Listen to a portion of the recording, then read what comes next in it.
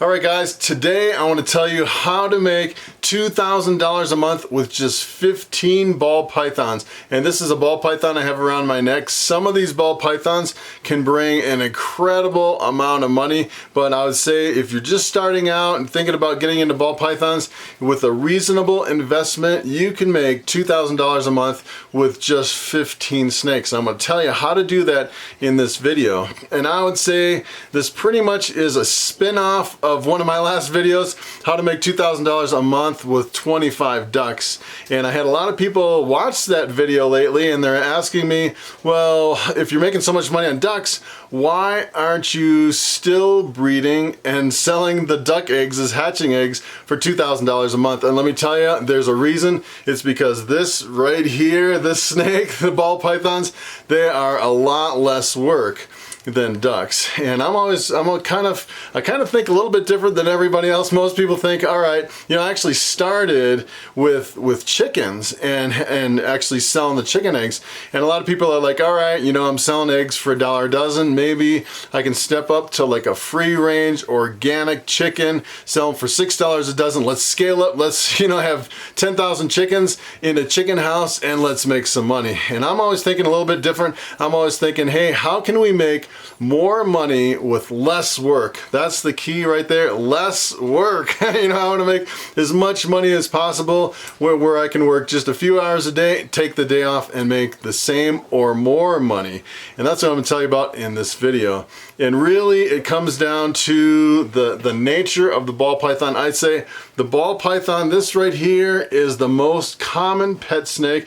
I guarantee you this snake will not bite me. These ball pythons, they almost never will bite you. That's the number one reason I think that ball pythons are the most popular pet. The number two reason is this snake eats once a week. When I'm out feeding chickens or ducks, I'm out there every day, day after day, investing a lot of food and money in that food and a lot of time to feed them. And snakes, let me tell you, if you can feed them once a week, you go in there, pop in, you know, one rat, and you're done for the week. It's pretty amazing. They're almost like a pet rock. I have these racks behind me, and I put the snake in a tub, and it's pretty amazing. I put a rat in, I can come back a week later, open up that tub, and that snake is perfectly content all week long without any intervention at all. It's pretty amazing. Snakes really don't need a lot of work. And I'd say that's the number one reason that I really got into ball pythons. And the other thing is ball pythons are the snake that is in the highest demand. This snake right here has an incredible residual cash value. No matter where I go, this snake has some real money behind it. And let me tell you, this is my albino pied ball python. I paid about $1,500 for this snake a couple years ago. This snake is still worth probably between $1,500 and $2,000. As a matter of fact, I bred him last year to an albino het pied. I got an albino pied female. So it looked just like this, but it was a female. And just the hatchling right out of the egg, they're worth probably anywhere from $1,200 to $1,500. And I was actually going to keep that snake and breed it. And there's a guy at one of the reptile shows. And it was like show after show after show. The guy was like, I really want to buy your albino pied female that you're holding back. And finally, I broke down and said, all right, I'll take $1,000 for that snake. Let me tell you, as you start selling snakes, $1,000 a pop, it doesn't take many snakes to really come out, you know, way ahead as far as breeding ball pythons. But the problem is there is an upfront initial investment when you're talking about breeding snakes. Whereas you can, you know, when I was talking about, hey, let's breed 25 ducks, you know, I could get 25 ducks for probably under $500 and set up my operation, start selling hatching eggs from those ducks right away and start making a profit, you know, as soon as those ducks are mature and laying eggs. On the other hand, ball pythons typically take about 3 years and there's quite an investment as far as purchasing the ball pythons. So what I'm going to do is I'm going to tell you the quick and easy way to actually make that kind of money. $2,000 a month, I would say, is reasonable, probably the first year. And the way you do it is you buy, I pretty much did this last year. I actually started out with kind of these high-end snakes like this. And I was investing, $1,000, $1,500 a snake, and waiting the 3 years for these snakes to mature. And let me tell you, that is a long time to wait for your money for a return on investment.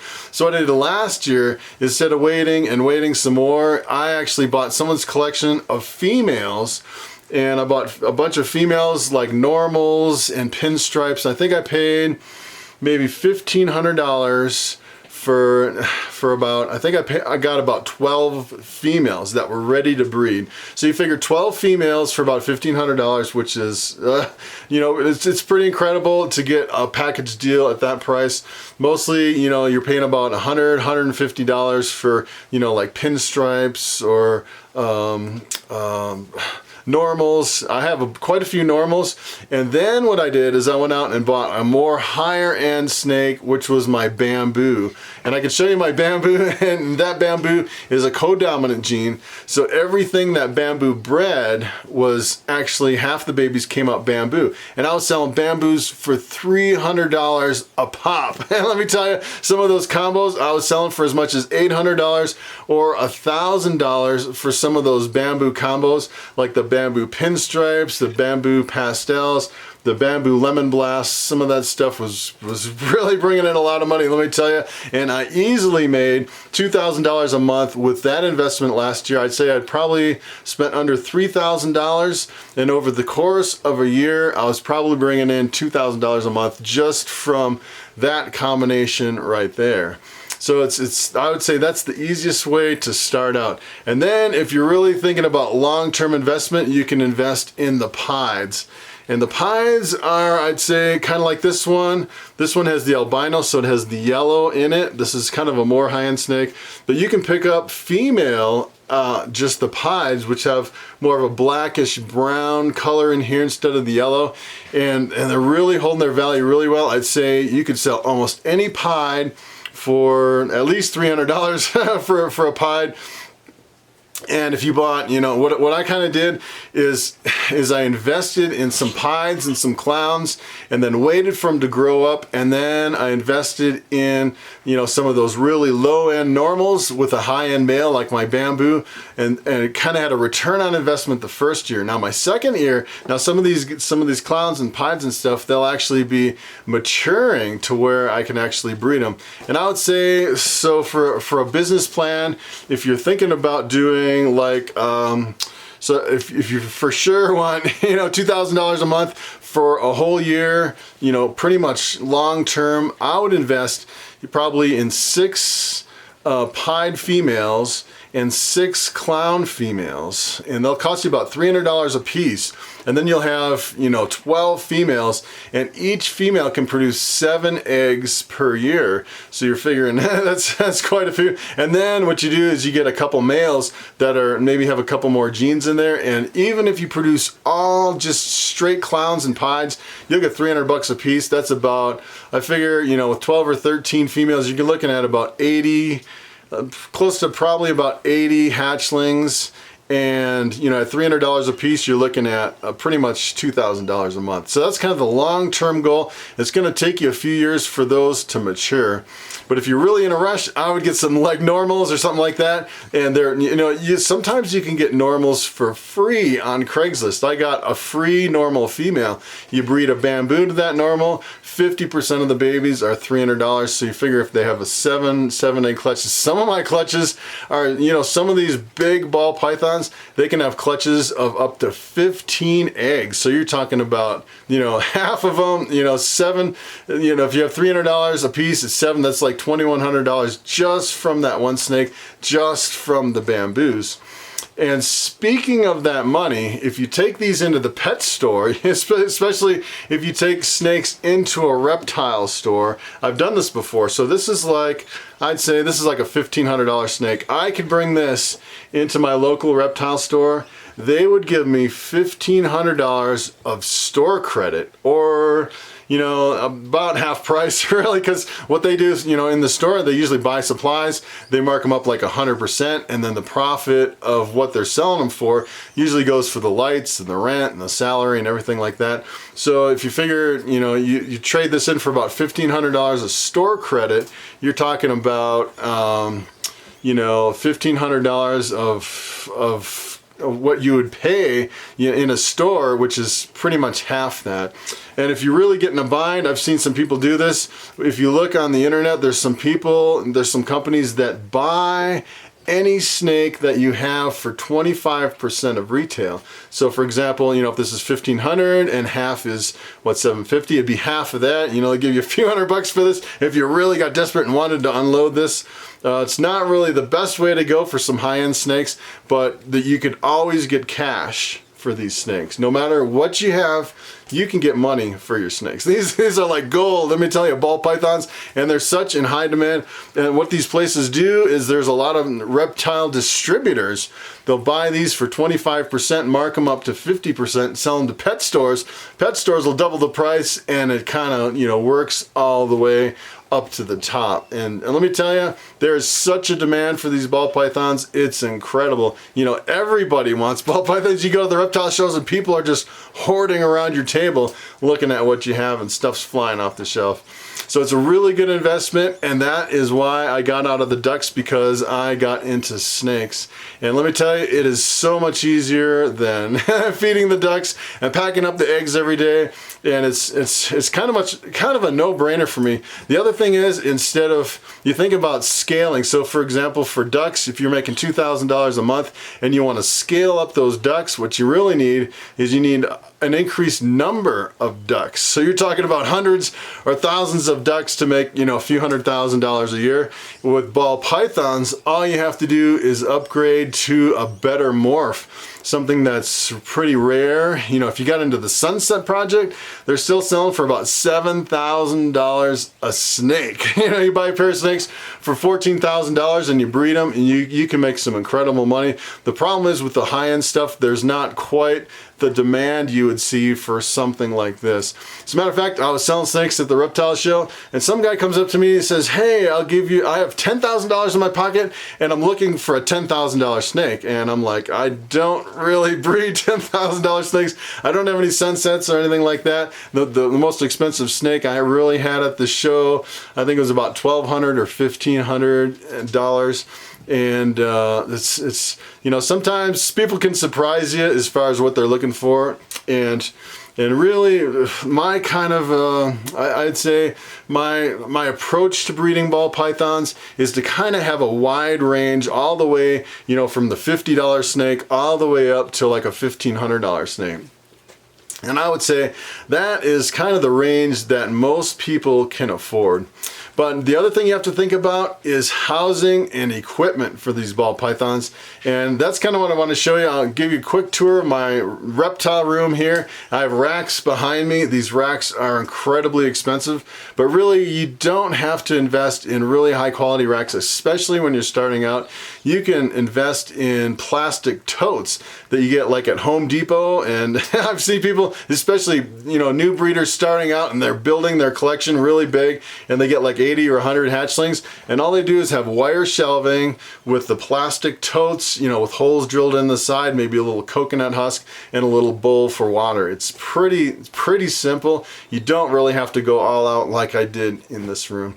So let me give you a quick tour of my room, show you some of the equipment that you'll need if you're thinking about getting into snakes. I would highly recommend getting into ball pythons. If you're getting into snakes, it's really in high demand, and the money is really good, and the work is really low. That's pretty much the number one thing that I'm working on right now. So let me show you my reptile room. All right guys, so this is it. This is where all the action happens. I have quite a large investment in equipment here, and really you don't need to go all out like this. I definitely didn't start like this. I actually started with glass aquariums and wire racks. I didn't have all these levels, and these are actually ARS caging racks. And the thing I like about the ARS caging is you can buy just one level at a time, so you don't really have to buy the whole entire rack. And usually, like for these 70-30 tubs, if you go to arscaging.com and you buy, you know, these 70 series tubs, 30 tubs come in a whole rack, and I'd say a whole rack is probably about $2,500. So it's pretty expensive as far as getting into something like that.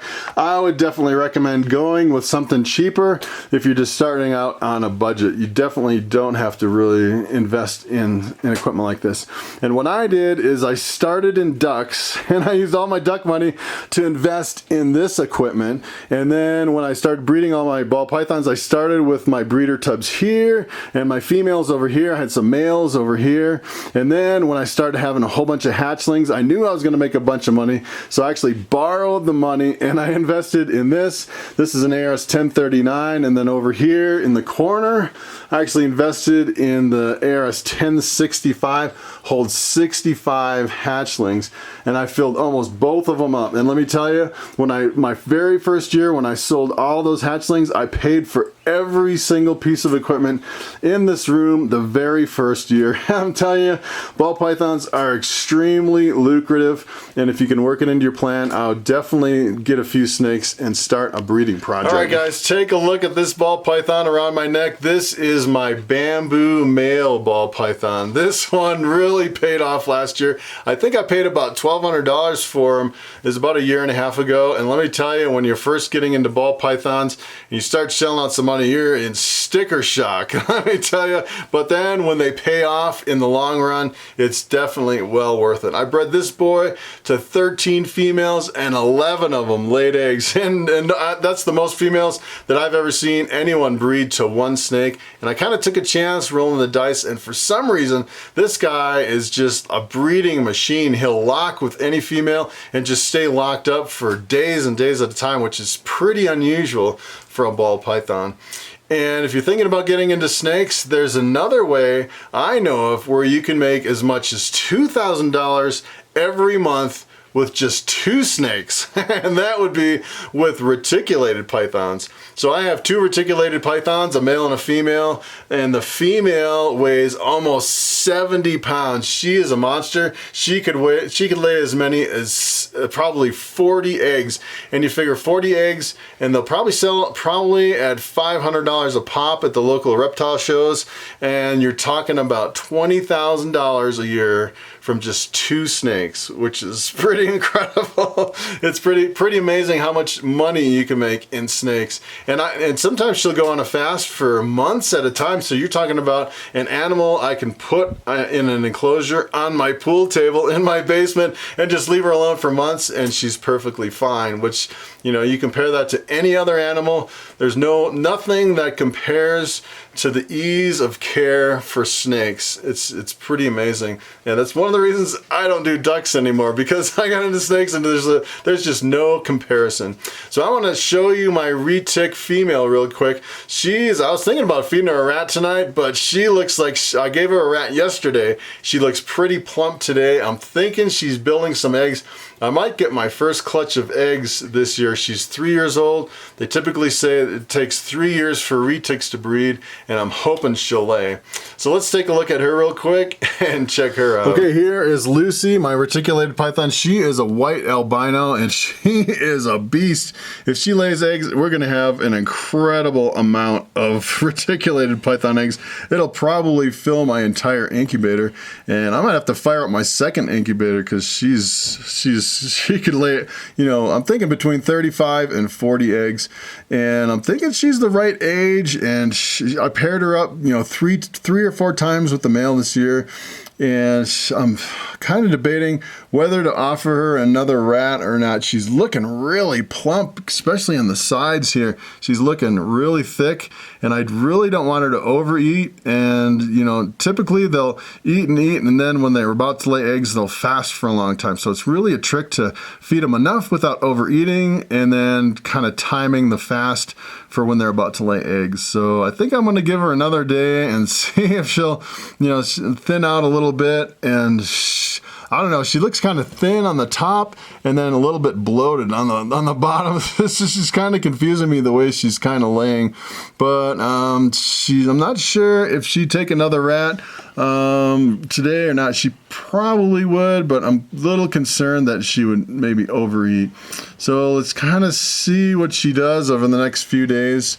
And if she goes up for food, or if she, you could definitely tell if they start going crazy over food. They get that wild, crazy instinct, and then maybe I'll give her a rat. But that is Lucy, and I'm hoping for some eggs this year. All right, so there you have it. That is how you make $2,000 a month breeding ball pythons. And let me tell you, if you're afraid of snakes, I'm telling you, ball pythons, these snakes will almost never bite you. There's only one ball python that I have in my whole collection that's kind of troublesome as far as snapping and biting, but most ball pythons, they're not venomous. They're really low maintenance. They come in so many different colors and patterns. They'll blow your mind. And once you get into snakes, ball pythons especially, it is so addictive, finding all the different colors and patterns and all the other, there's just a whole subculture of people that are into ball pythons. So many people are into it. And let me tell you, a lot of people are fanatic over ball pythons. It's pretty crazy. So that's pretty much it. Thanks for watching, and I will see you in the next video.